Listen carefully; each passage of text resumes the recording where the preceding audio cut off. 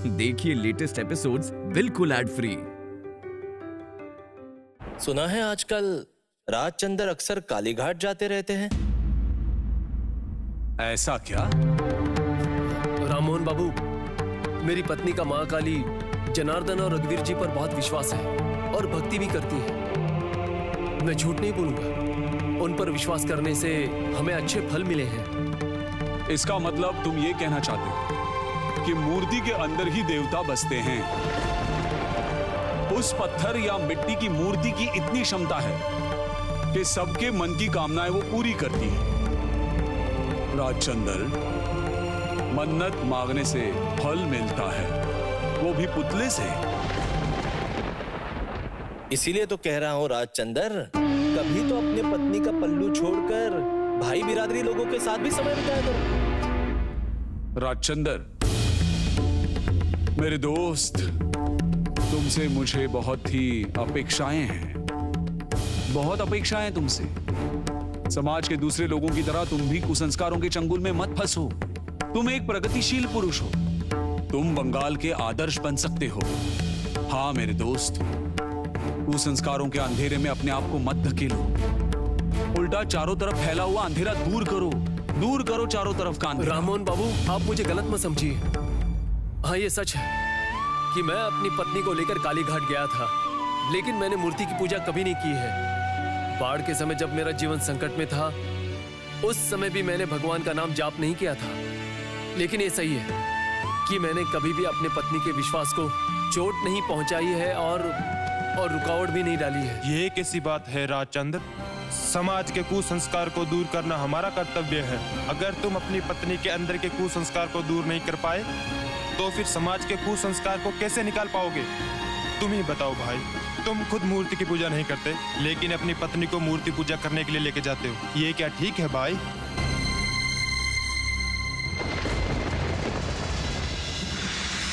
चलो बाबा, कांटा निकल चुका है, यही बहुत है।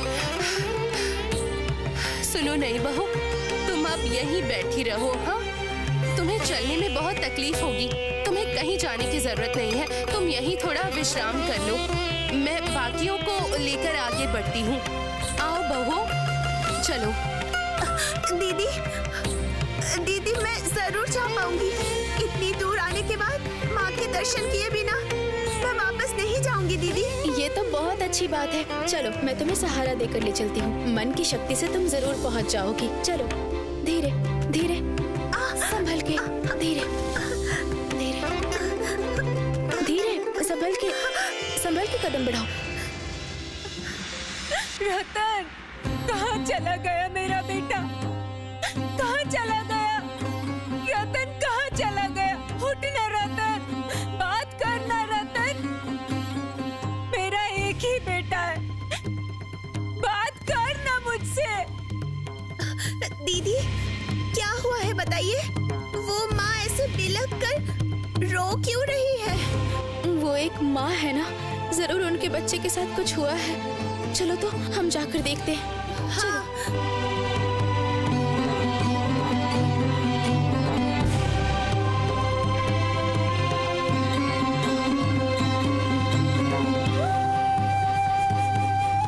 क्या हुआ है?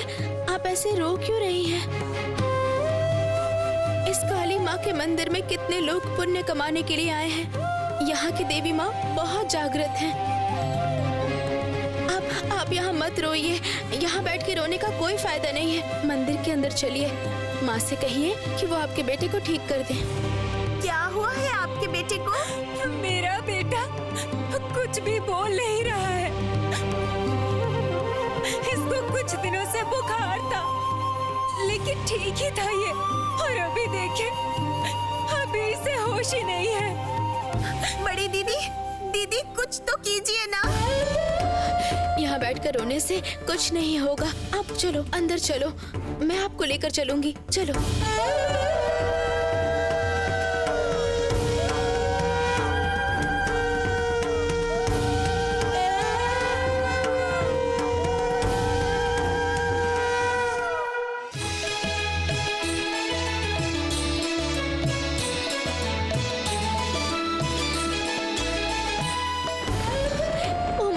इतनी निर्दयी मत बनो माँ, इतनी निर्दयी मत बनो। ये गरीब माँ का बेटा है, इसकी जान लौटा दो माँ, लौटा दो। सब आपकी कृपा पाना चाहते हैं, सबको विश्वास है कि आप सबकी रक्षा करेंगी, लेकिन आप जान क्यों ले रही हैं माँ?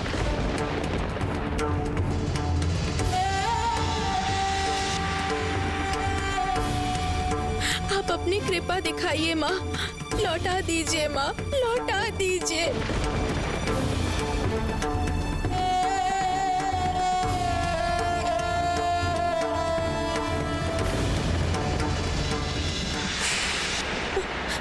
इसकी जान लौटा दीजिए माँ, लौटा दीजिए, लौटा दीजिए माँ, लौटा दीजिए।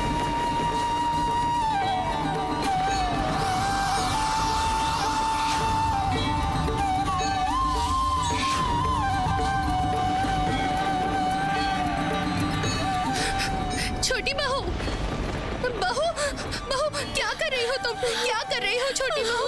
ऐसा मत करो, थोड़ा शांत हो जाओ, शांत हो जाओ।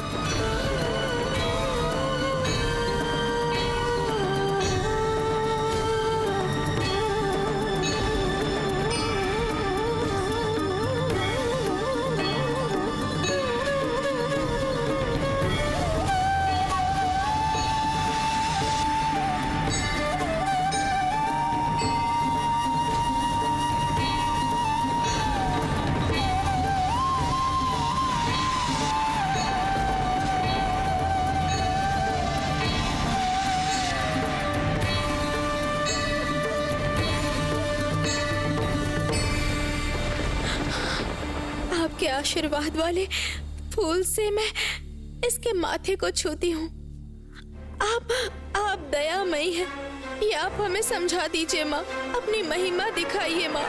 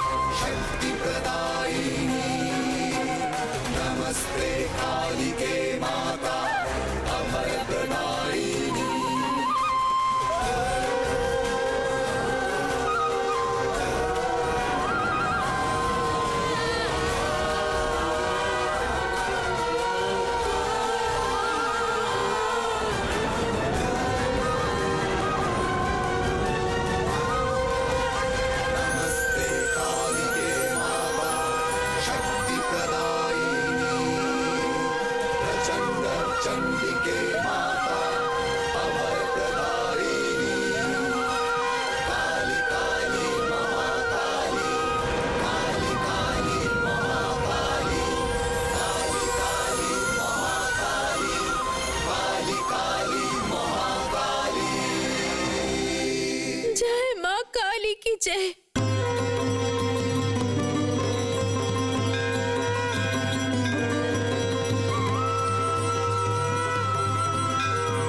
देवी माँ के यहाँ आके ऐसा चमत्कार, ऐसी अलौकिक घटना घटती है। अब मैं भी द्वार से खाली हाथ वापस नहीं जाऊंगी, ये मेरा विश्वास है।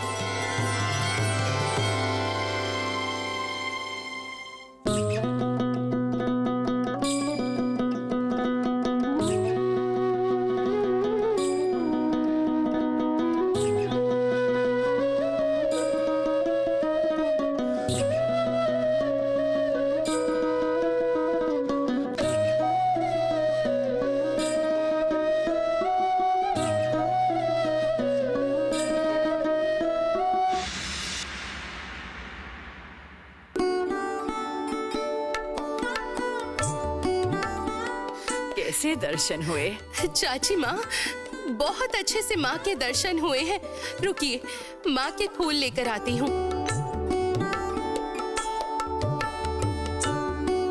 पता है चाची माँ, देवी माँ के कितने पास से दर्शन किए हैं। माँ की पूजा भी बहुत अच्छे से की है। वाह वाह वाह वाह।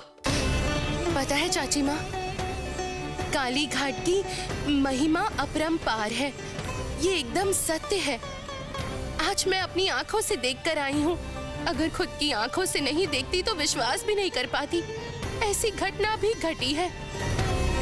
क्या देखा तूने? मैंने देखा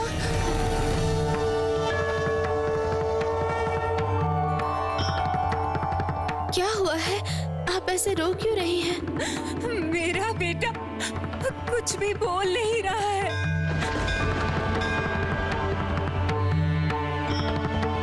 यहाँ बैठ के रोने से कुछ भी नहीं होगा। आप चलो मंदिर के अंदर चलो, मैं आपको ले चलती हूँ। चलो। उसके बाद छोटी बहू ने माँ से प्रार्थना की और माँ की पूजा का फूल, आपके आशीर्वाद वाले फूल से मैं इसके माथे को छूती हूँ। आप दयामयी हैं। ये आप हमें समझा दीजिए माँ, अपनी महिमा दिखाइए माँ।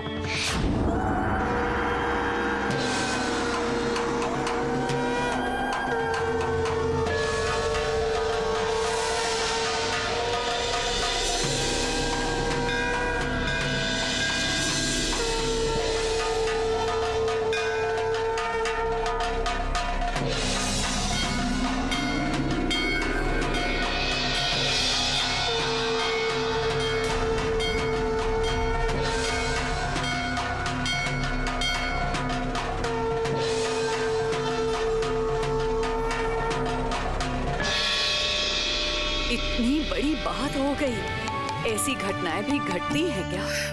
पता नहीं क्यों प्रीत राम अपने आप को मंदिर से जोड़ नहीं पा रहा है, जिस स्थान का इतना महत्व हो।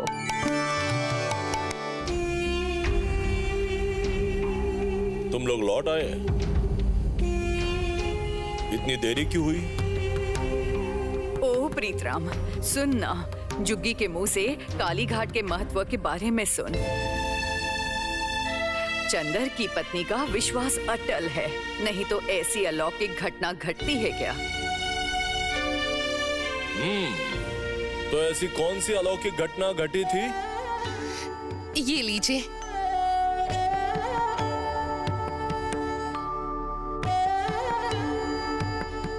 देखो, मंदिर में गई थी, माँ के दर्शन हुए हैं, यहाँ तक ठीक है।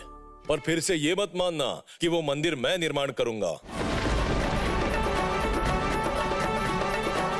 मैं सच कह रहा हूँ माया, इस मंदिर के निर्माण के साथ मैं खुद को जोड़ना नहीं चाहता।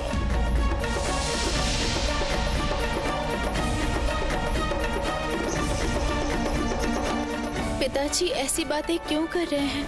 क्यों हम सब मंदिर के निर्माण में मदद नहीं कर सकते? ये क्या? छोटी बहू, यहाँ क्यों खड़ी हो तुम? आओ आओ, अंदर आओ ना। चंदर आया है। अच्छा, तुम अभी यहाँ कुछ चाहिए क्या? नहीं माँ, वो अब तक लौटे नहीं हैं। अच्छा माँ, हम लोग घर में काली माँ की पूजा नहीं कर सकते? क्या? घर में माँ काली की पूजा? गृहस्थी वाले घर में माँ काली की पूजा होती है? ये तू क्या बोल रही है? देवी माँ की पूजा करना और घर में लाके प्रतिष्ठित करना एक ही बात होती है क्या? नहीं नहीं छोटी बहू, ऐसी बातें जुबान पर मत लाना। सब कुछ अपने मन से निकाल दे।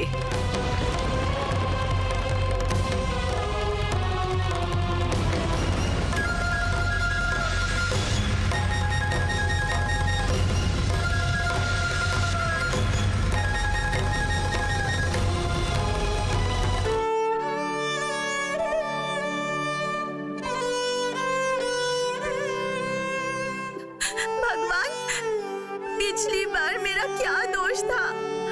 मैंने क्या जानबूझ के अपने गर्भ के संतान को नष्ट कर दिया था क्या?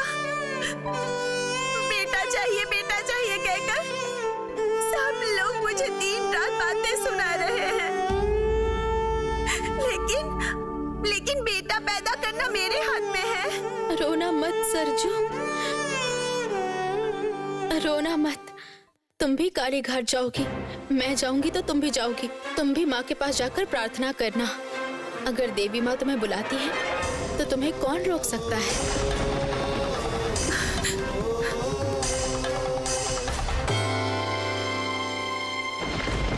तूने क्या सोचा है छोटी? सास बनी है इसलिए अपनी बहू को जो मर्जी वही बोलेगी, बहू से ऐसे काम करवाएगी। इस समय तबीयत कुछ ठीक नहीं लगती है, हर काम ठीक से करना मुश्किल होता है। ये बात तुझे अच्छी तरह से पता है और जानबूझ के अपनी बहू से ऐसी मेहनत करवाएगी तू, और तेरी बहू मुंह बंद करके ये सब सहन करेगी। बड़ी माँ अब शांत हो जाइए माँ, शांत हो जाइए, दिमाग ठंडा कीजिए। मेरा दिमाग कैसे ठंडा रहेगा बताओ तो? कैसे अपना दिमाग को ठंडा रखूं?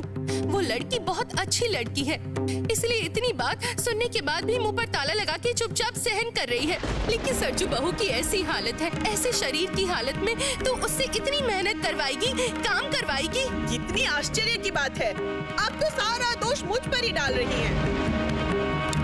बुरा मत मानिएगा, उस बहू को आप नहीं जानती। घर गृहस्थी का कोई काम नहीं करती है, हमेशा सिर्फ सोती रहती है, नहीं तो इधर उधर घूमती रहती है बस। बुरा मत मानिएगा, ये सब बहाने हैं। उसकी मीठी बातों पर आप सुन,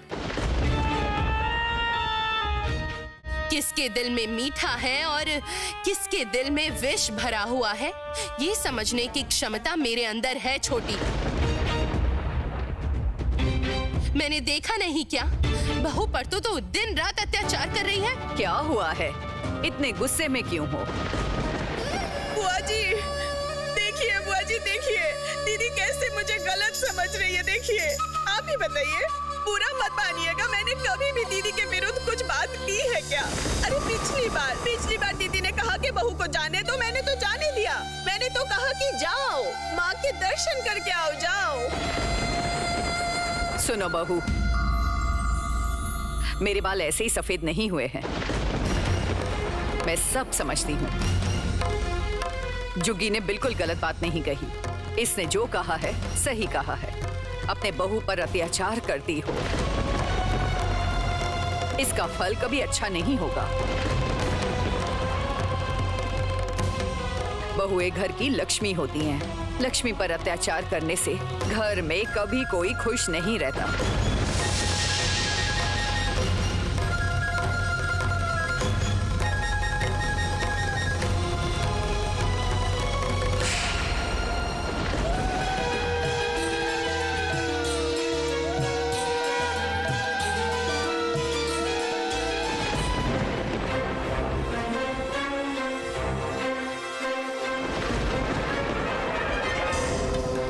चाचा जी, मेहरबानी करके ऐसा कोई काम मत कीजिए जिससे पूरा परिवार बर्बाद हो जाए। देखिए, अभी भी हमारे मंदिर का निर्माण पूरा नहीं हुआ है। आपने एक बार भी सोचा है कि ब्राह्मण समाज क्या करने वाला है? राजीव, एक सामान्य व्यक्ति का इतना बड़ा अपमान सहन किया जा सकता है क्या?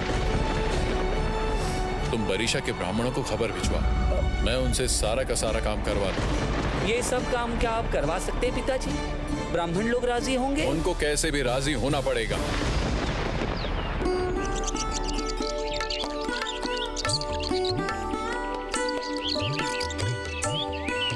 चलो सरजू बहू, आराम से धीरे धीरे कदम रखना।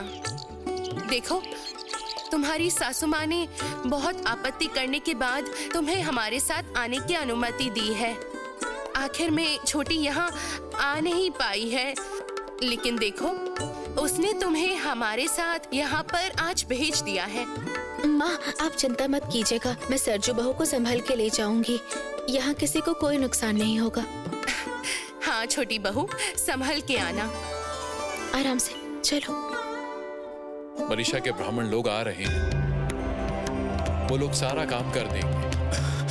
आपको मैं क्या कह के धन्यवाद कहूँ? ये क्या कह रहे हैं आप? मैं कुछ नहीं हूँ, सब माँ की इच्छा है। मेरी माँ की कृपा से इस क्षेत्र में कोई भी मुसीबत में नहीं रहता है।